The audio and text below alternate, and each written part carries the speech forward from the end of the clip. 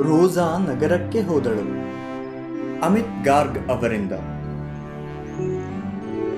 ಒಂದು ದೊಡ್ಡ ನಗರದ ಮಧ್ಯದಲ್ಲಿ ಒಂದು ಸಣ್ಣ ಮೃಗಾಲಯವಿತ್ತು. ಅದರ ಒಳಗೆ ಒಂದು ಮರಿ ಆನೆ ಬಾಳುತ್ತಿತ್ತು. ಅವಳ ಹೆಸರು ರೋಸಾ. ಮೃಗಾಲಯದ ಪಾಲಕನು ಪುಟಾಣಿ ರೋಸಾಳನ್ನು ಬಹಳ ಪ್ರೀತಿಸುತ್ತಿದ್ದನು ಮತ್ತು ಎಲ್ಲಾ ರೀತಿಯಲ್ಲಿ ಅವಳನ್ನು ಚೆನ್ನಾಗಿ ನೋಡಿಕೊಳ್ಳುತ್ತಿದ್ದನು. ರೋಸಾಳನ್ನು ನೋಡಲು ಅನೇಕ ಸಂದರ್ಶಕರು ಬರುತ್ತಿದ್ದರು ಮತ್ತು ಅವಳು ಒಂದೇ ಬಾರಿಗೆ 1 ಡಜನ್ ಬಾಳೆಹಣ್ಣು ತಿನ್ನುವುದನ್ನು ನೋಡಿ ಆಶ್ಚರ್ಯಚಕಿತರಾಗುತ್ತಿದ್ದರು. ರೋಸಾಳನ್ನು ಚೆನ್ನಾಗಿ ನೋಡಿಕೊಳ್ಳಲಾಗುತ್ತಿತ್ತು, ಆದರೆ ಅವಳಿಗೆ ಇತರ ಆನೆಗಳ ಸಾಂಗತ್ಯವಿರಲಿಲ್ಲ. ಒಂದು ದಿನ ರೋಸಾಳಿಗೆ ಆಹಾರ ನೀಡಿದ ನಂತರ ಪಾಲಕನು ಅವಳ ಬೋನಿನ ಬಾಗಿಲಿಗೆ ಬೀಗ ಹಾಕುವುದನ್ನು ಮರೆತು ಹೋದನು. ಶೀಘ್ರದಲ್ಲೇ ಅವಳು ಮೃಗಾಲಯದ ಹೊರಗೆ ಹೋದಳು. ಮೊದಲಿಗೆ ಅವಳು ರಸ್ತೆ ಬದಿಯಲ್ಲಿ ನಿಂತಿದ್ದ ಒಬ್ಬ ಐಸ್ ಕ್ರೀಮ್ ವ್ಯಾಪಾರಿಯನ್ನು ನೋಡಿದಳು. ಅವನು ರೋಸಾಳನ್ನು ನೋಡಿ ಓಡಿ ಹೋದನು. ಕುತೂಹಲದಿಂದ ಪುಟಾಣಿ ಆನೆ ಮರಿಯು ಐಸ್ ಪೆಟ್ಟಿಗೆಯೊಳಗೆ ತನ್ನ ಸೊಂಡಿಲನ್ನು ಹಾಕಿತು. ಅದು ತಣ್ಣಗಿತ್ತು, ಸಿಹಿಯಾಗಿತ್ತು ಮತ್ತು ಸ್ವಾದಿಷ್ಟವಾಗಿತ್ತು. ಅದೆಲ್ಲವನ್ನೂ ಅವಳು ನುಂಗಿದಳು. ರೋಸಾ ಮತ್ತೆ ಚಲಿಸತೊಡಗಿದಳು.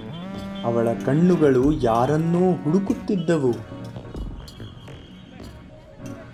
ಕೊನೆಯಲ್ಲಿ ಅವಳು ಒಂದು ಅಂಗಡಿಯ ಒಳಗೆ ದೂರದರ್ಶನದ ಪರದೆಯ ಮೇಲೆ ಆನೆಗಳ ಒಂದು ಹಿಂಡನ್ನು ನೋಡಿದಳು. ಗೆಳೆಯರು ಎಂದು ಅವಳು ಯೋಚಿಸಿ ಟಿವಿ ಅಂಗಡಿಯನ್ನು ಪ್ರವೇಶಿಸಿದಳು. ಅಂಗಡಿಯಲ್ಲಿದ್ದ ಪ್ರತಿಯೊಬ್ಬರೂ ಅವಳನ್ನು ಅಲ್ಲಿ ಒಂಟಿಯಾಗಿ ಬಿಟ್ಟು ಓಡಿ ಹೋದರು. ಟಿವಿ ಪರದೆಯ ಮೇಲೆ ಇದ್ದ ಆನೆಗಳೊಡನೆ ಮಾತನಾಡಲು ರೋಸಾ ಪ್ರಯತ್ನಿಸಿದಳು, ಆದರೆ ಅವು ಉತ್ತರಿಸಲಿಲ್ಲ. ಗೊಂದಲ ಮತ್ತು ನಿರಾಶೆಯಿಂದ ಅವಳು ಹೊರನಡೆದಳು. ಮತ್ತೊಮ್ಮೆ ರಸ್ತೆಯ ಮೇಲೆ ಬಂದು ಅವಳು ಎಳನೀರು ಮಾರುತ್ತಿದ್ದ ಒಬ್ಬ ವ್ಯಾಪಾರಿಯನ್ನು ನೋಡಿದಳು.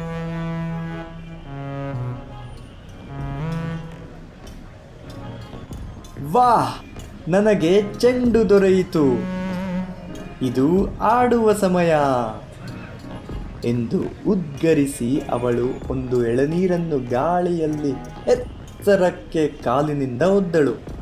ಅದು ರಸ್ತೆಯನ್ನು ದಾಟಿ ಹಾರಿ ಉದ್ಯಾನವನದಲ್ಲಿ ಆಡುತ್ತಿದ್ದ ಒಬ್ಬ ಪುಟ್ಟ ಬಾಲಕನ ಬದಿಯಲ್ಲಿ ಬಿದ್ದಿತು. ತನ್ನ ಎಳನೀರು ಚೆಂಡನ್ನು ಮರಳಿ ಪಡೆಯುವ ನಿರ್ಧಾರದೊಡನೆ ರೋಸಾ ರಸ್ತೆಯನ್ನು ದಾಟಿ ಓಡಿದಳು. ಕಾರುಗಳು ಕೀಚಲ ಶಬ್ದ ಮಾಡಿ ನಿಂತವು, ಬಸ್ಗಳು ಹಾರ್ನ್ ಮಾಡಿದವು ಮತ್ತು ಚಾಲಕರು ಒಬ್ಬರತ್ತ ಒಬ್ಬರು ಕಿರುಚಾಡತೊಡಗಿದರು. ರೋಸಾ ಟ್ರಾಫಿಕ್ ಜಾಮ್ ಉಂಟು ಮಾಡಿದ್ದಳು. ನಿಯಂತ್ರಣಕ್ಕೆ ತರಲು ಸಂಚಾರಿ ಪೊಲೀಸರು ಅಲ್ಲಿಗೆ ಬಂದರು. ಮೃಗಾಲಯಕ್ಕೆ ತಿಳಿಸಲಾಯಿತು.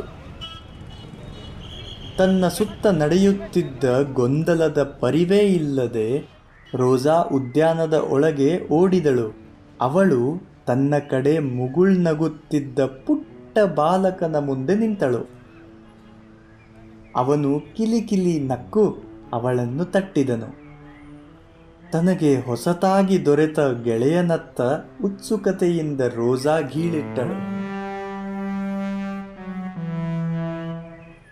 ಅಷ್ಟು ಹೊತ್ತಿಗೆ ಮೃಗಾಲಯದ ಪಾಲಕನು ಉದ್ಯಾನವನವನ್ನು ತಲುಪಿದನು. ಉದ್ಯಾನವನದ ಮುಕ್ತ ಸ್ಥಳದಲ್ಲಿ ರೋಸಾಳನ್ನು ನೋಡಿ ಅವಳು ಬೋನಿನ ಒಳಗೆ ಯಾವತ್ತೂ ಸಂತೋಷವಾಗಿ ಇರುವುದಿಲ್ಲ ಎಂದು ಅವನು ಅರ್ಥ ಮಾಡಿಕೊಂಡನು.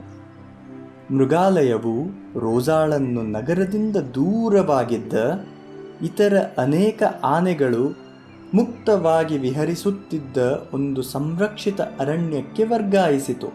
ರೋಸಾ ಬಹಳ ಸಂತೋಷದಿಂದ ಬೆಳೆದಳು. ಈಗ ರೋಸಾಳನ್ನು ಇಕ್ಕಟ್ಟಾದ ಬೋನಿನ ಕಂಬಿಗಳ ಹಿಂದೆ ನೋಡುವ ಬದಲಿಗೆ ಸಂದರ್ಶಕರು ಅವಳು ಡಜನ್ ಗಟ್ಟಲೆ ಬಾಳೆಹಣ್ಣುಗಳನ್ನು ಮರಗಳ ನಡುವೆ ತಿನ್ನುವುದನ್ನು ನೋಡಬಹುದು.